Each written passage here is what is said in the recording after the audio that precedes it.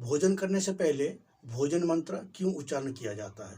हमारे भारतीय संस्कृति की परंपरा में भोजन करने से पहले भोजन मंत्र उच्चारण करते हैं। इसका कारण क्या है और इससे हमें लाभ क्या होता है, आज हम इस विषय में अध्ययन करेंगे। भोजन मंत्र, दो भोजन मंत्र है जिसको हम उच्चारण करते हैं। ब्रह्मार्पणम ब्रह्महविर् ब्रह्माग्नो ब्रह्मणाहुतम ब्रह्मैव तेन गन्तव्यं ब्रह्म कर्म समाधिना। ओम सहना भवतु सहनौ भुनक्तु सह वीर्यं करवावहै तेजस्विनावधीतमस्तु मा विद्विषावहै। ओम शांति शांति शांति। ये दोनों भोजन मंत्र हम उच्चारण करते हैं। जो पहला भोजन मंत्र है ब्रह्मार्पणम ब्रह्महविर्, ये भगवत गीता की है, और जो दूसरा है सहना भवतु सहनो भुनक्तु, ये उपनिषद के मंत्र है। इन दोनों मंत्र को भोजन करने से पहले उच्चारण करते हैं। यदि आप इसका अर्थ समझ जाएंगे तो भोजन मंत्र को उच्चारण करने की क्या लाभ होता है वो भी आप समझ जाएंगे। जैसे हम भोजन करते हैं, उस भोजन से क्या लाभ होता है? हमें स्वास्थ्य लाभ होता है और बल वीर्य की प्राप्ति होती है। ठीक है, तो जो भोजन करते कहाँ करते हैं? हम मुख से करते हैं। तो जो भोजन करते हैं उस भोजन को कहाँ जाता है? हमारे उदर में जाता है। तो हमारे उदर में क्या है? जठराग्नि है। जो 5 प्रकार की अग्नि बताया गया है, पंचाग्नि कहा गया है, उस 5 प्रकार की अग्नि में से एक अग्नि है जठाग्नि, जठराग्नि। तो जठराग्नि में हम क्या करते हैं? अन्न रूपी जो भोजन है उसको हम छोड़ते हैं। ठीक है, जिस प्रकार अग्नि कुंड में हवन करते हैं, किससे? घृत से, जौ से, तिल से, उसे हम क्या करते हैं? हवन करते हैं, हवन सामग्री बना करके। उसी प्रकार हम जठराग्नि, जठर रूपी जो अग्नि है उसमें हम क्या कर रहे हैं? हवन कर रहे हैं। इसलिए ब्रह्म अर्पणम, ब्रह्म अर्पणम और ब्रह्म हवीर, यहाँ दो शब्द है। एक तो ब्रह्म अर्पण है और एक ब्रह्म हवीर है। ब्रह्म क्या है? यहाँ पर हवी है। हवी यानी कि जो जौ तिल आदि का जैसे हवन सामग्री होता है उसको हवी कहते हैं। तो यहाँ पर जो है ब्रह्म क्या है? हवी है, यानी कि जो अन्न है। अन्न वै ब्रह्म, अन्न वै प्राण, अन्न वै अग्नि, इस प्रकार उपनिषद में कहा गया है। जो अन्न है वो क्या है? ब्रह्म है। इसलिए ब्रह्म रूपी जो हवी है उसको हम क्या कर रहे हैं? अर्पण कर रहे हैं, ब्रह्म अर्पणम। ठीक है, ब्रह्म को अर्पण कर रहे हैं। यानी कि ब्रह्म रूपी जो जठराग्नि है, उस जठराग्नि में, ब्रह्म रूपी अग्नि में ब्रह्म रूपी हवि को हम क्या कर रहे हैं? छोड़ रहे हैं, यानी कि हवन कर रहे हैं। तो इसलिए यहाँ पर ब्रह्मार्पणम ब्रह्म हविर, भोजन के समय में जो भोजन है वो हम क्या कर रहे हैं? जठराग्नि में छोड़ रहे हैं। इसलिए ब्रह्मार्पणम ब्रह्म हविर ब्रह्माग्नो ब्रह्मणाहुतम, ब्रह्म रूपी अग्नि में क्या है? हम उसको आहुति दे रहे हैं। ब्रह्माग्नो ब्रह्मणा आहुतम, उससे क्या होगा? ब्रह्मैव तेन गंतव्यम ब्रह्म कर्म समाधिना, उस ब्रह्म रूपी जो हवि हमने छोड़े हैं उसके द्वारा ब्रह्म कर्म समाधिना, ब्रह्म रूपी कर्म की साधना, ब्रह्म रूपी कर्म की सिद्धि होगी, फल की प्राप्ति होगी। अब ब्रह्म रूपी कर्म क्या है? देखिए, जो प्राण हमारा है, जैसे हमारे शरीर है, शरीर को संचालित करने के लिए प्राण की आवश्यकता है। यदि प्राण क्या हो जाएगा? क्षीण होने लग जाएगा, प्राण कमजोर हो जाएगा, तो हमारे शरीर संचालन नहीं हो सकता है। जैसे कोई व्यक्ति वृद्ध है, चल नहीं पाता, क्यों? क्योंकि उनका प्राण जो है वो क्या हो गया है? क्षीण हो गया है, कमजोर हो गया है। ऐसे प्राण की उपासना के विषय में भी उपनिषद में बहुत प्रसंग है जहाँ पर प्राण के ऊपर में कहा गया है, और वहाँ पर विचार किया गया है कि प्राण को भोजन नहीं मिलने से क्या होता है, वहाँ पर विचार किया गया है। तो यहाँ पर क्या है? जो प्राण है वो प्राण क्या है? उस प्राण को संचालित करने के लिए ब्रह्म कर्म समाधिना, यानी कि ब्रह्म वही प्राण है। जो ब्रह्मरूपी प्राण है उस प्राण को संचालित करने के लिए क्या चाहिए? ब्रह्मरूपी हवि की आवश्यकता, यानी कि अन्न की आवश्यकता है। तो इसलिए ये पूरे जो भोजन मंत्र है, उस भोजन मंत्र में ब्रह्म शब्द का कई बार प्रयोग किया गया है। इसलिए इसी श्लोक को ही मंत्र के रूप में उच्चारण करते हैं। और भोजन करते समय, यदि हम भोजन करते समय उत्तम चिंतन करके करेंगे, उत्तम चिंतन करते हुए हम भोजन करेंगे, तो हमारे भोजन जो है उसका ज़्यादा से ज़्यादा लाभ होता है। ऐसे हमारे शास्त्रों में कहा गया है। जैसे अन्न वैसे ही मन, ऐसे कहा जाता है। जैसे खाएंगे अन्न वैसे ही होगा मन, क्योंकि अन्न से ही मन की उत्पत्ति है, ऐसे न्याय दर्शन में कहा गया है।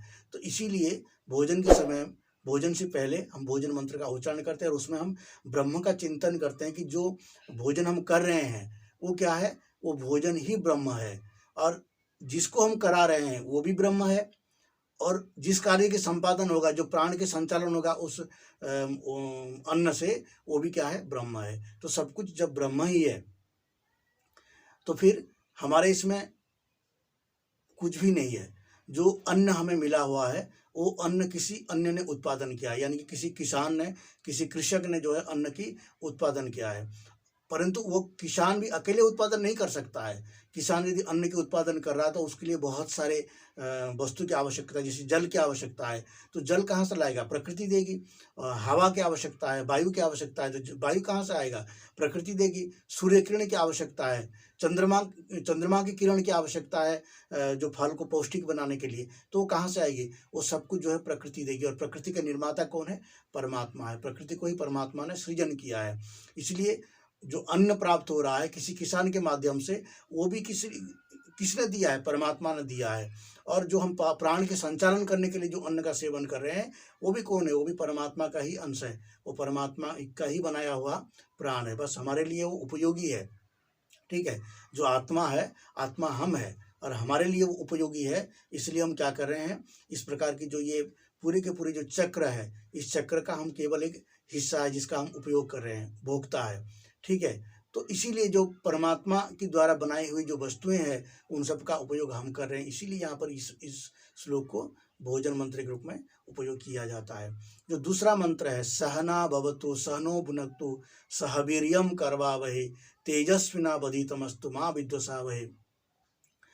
इसमें क्या कहा गया है, सहना भवतु सहनौ भुनक्तु। नौ शब्द का अर्थ होता है हम दोनों, नौ, ठीक है। जो इसमें 10वां शब्द पढ़े होंगे उसमें 9 आता है, 9 शब्द आता है लोगों को मध्य में भी। तो उस 9 शब्द का अर्थ क्या है, हम दोनों।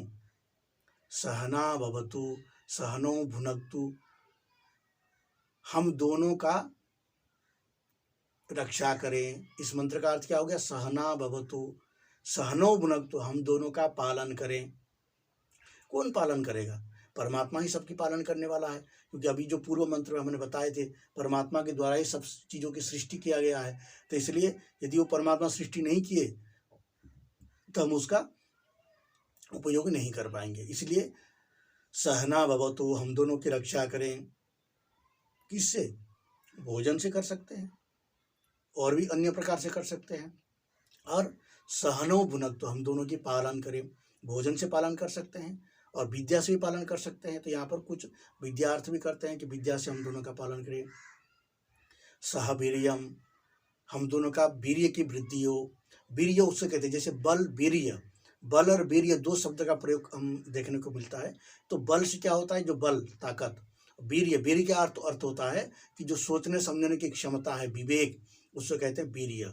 क्योंकि बल सभी के पास हो सकता है, परंतु जिसका वीर्य उत्कृष्ट है, जिसका वीर्य उत्तम है, वो क्या करेगा, अच्छे सोचेगा, अच्छा कार्य करेगा। और जिसका वीर्य निकृष्ट है वो क्या करेगा, नीचा सोचेगा, किसी को मारने के लिए सोचेगा, किसी को हानि पहुंचाएगा। तो इसलिए बल और वीर्य, ठीक है, ये दोनों क्या होना चाहिए, परमात्मा के द्वारा रक्षा होना चाहिए। बल की रक्षा किससे होगा, भोजन से, अन्न से। और जो वीर्य की रक्षा किससे होगा, विवेक, जो उत्तम भोजन होगा उससे विवेक की उत्पत्ति होगी। उत्तम भोजन से, निकृष्ट भोजन से उत्तम विवेक की उत्पत्ति नहीं हो सकती है, ठीक है। विचार करने की क्षमता, क्योंकि मन जो है वो विचार करेगा। तो इसीलिए क्या हो गया, उत्तम भोजन होना चाहिए। तो भोजन करते समय क्या करना चाहिए, परमात्मा हमारी रक्षा करे, सहनो भुनक्तु, हमारी पालन करे, सह वीर्यम करवावहै तेजस्विना वधीतमस्तु, तेजस्विना अधितम अस्तु, तेजस्विना उससे अधितम अस्तु, हमारे विद्या रूपी फल प्रदान करके हमें क्या करे, हमें समृद्धि करे, ठीक है। तेजस्विना वधीतमस्तु अधितम अस्तु माँ विद्विषावहै, हम दोनों में कभी विद्वेष ना हो।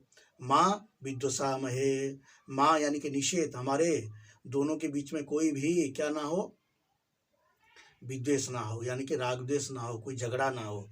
अब ये हम दोनों कौन है, ठीक है, हम दोनों कौन है, यहाँ पर हमेशा हम दोनों के शब्द का हम प्रयोग कर रहे हैं। हम दोनों कौन है, तो भारतीय जो परंपरा है वो गुरु और शिष्य की परंपरा है, आचार्य और शिष्य की परंपरा है। गुरु और आचार्य में भी अंतर है, उसके बारे में हम कभी विस्तृत से विचार करेंगे कि गुरु और आचार्य में क्या अंतर है। यहाँ पर जो आचार्य है वो क्या करते हैं, वो शिक्षा देते हैं, और जो शिष्य है वो क्या करता है, जो छात्र है या शिष्य है वो शिक्षा ग्रहण करता है। हर व्यक्ति को जीवन में प्रत्येक पल कुछ ना कुछ सीखते रहना चाहिए। यदि वो अपने जीवन में सीखेगा नहीं तो उसका विकास क्या हो जाएगा, बाधित हो जाएगा, रुक जाएगा। इसलिए प्रत्येक व्यक्ति को जीवन में कुछ ना कुछ सीखते रहना चाहिए, ठीक है, और अपने जीवन को उसी तरह के परिवर्तन करते रहना चाहिए। इसीलिए यहाँ पर गुरु परंपरा, जो गुरु शिष्य की परंपरा है, उस परंपरा के आधार पर यहाँ पर हम दोनों कहा गया है बार बार, ठीक है। तो आप निश्चित कर लीजिए कि आप किससे सीखना चाहते हैं। आपने 50 लोगों को, 10 लोगों को देखा कि हाँ ये व्यक्ति मेरे लिए सही है क्योंकि मेरा ये मार्गदर्शक बन सकते हैं, यानी कि मैं जो भी कार्य करूँ उसमें इनकी यदि मैं सहायता लूँगा तो मुझे जो है आगे बढ़ने के लिए प्रेरणा मिल सकती है। ये आप निश्चित करके आप एक व्यक्ति को अपने आचार्य स्वीकार कर सकते हैं, ठीक है। और उसके बाद आप उनकी सहयोग से, वो आपके पिता भी हो सकते हैं, आपकी माता हो सकती है, आपकी मित्र भी हो सकता है, कोई भी हो सकता है जिनसे आप प्रेरणा ले सकते हैं। आचार्य कोई भी हो सकता है, पर गुरु अलग है और आचार्य अलग है। गुरु जो है वो गुरु ही है, ठीक है। गुरु के विषय में हम जब चर्चा करेंगे वहाँ पर बताएंगे। आचार्य आप कोई भी हो सकता है जिनसे आप अपना आचार्य मानते हैं। वो और हम दोनों के बीच में ये संबंध अच्छी बनाने के लिए, यहाँ पर जो गुरु और शिष्य की संबंध अच्छी बनाने के लिए यहाँ पर क्या कहा गया है कि हम दोनों की रक्षा करें, हम दोनों की पालन करें, हम दोनों की बल और बुद्धि का भी क्या करें, वृद्धि करें। कौन करेगा, परमात्मा करेंगे। तो ये भोजन से पहले यदि हम ये चिंतन करते हैं तो हमारे मन, वृत्ति सब कुछ क्या हो जाएगा, उत्तम होगा और पवित्र रहेगा। तो इसीलिए भोजन मंत्र का हम उच्चारण करते हुए इनका चिंतन करना चाहिए।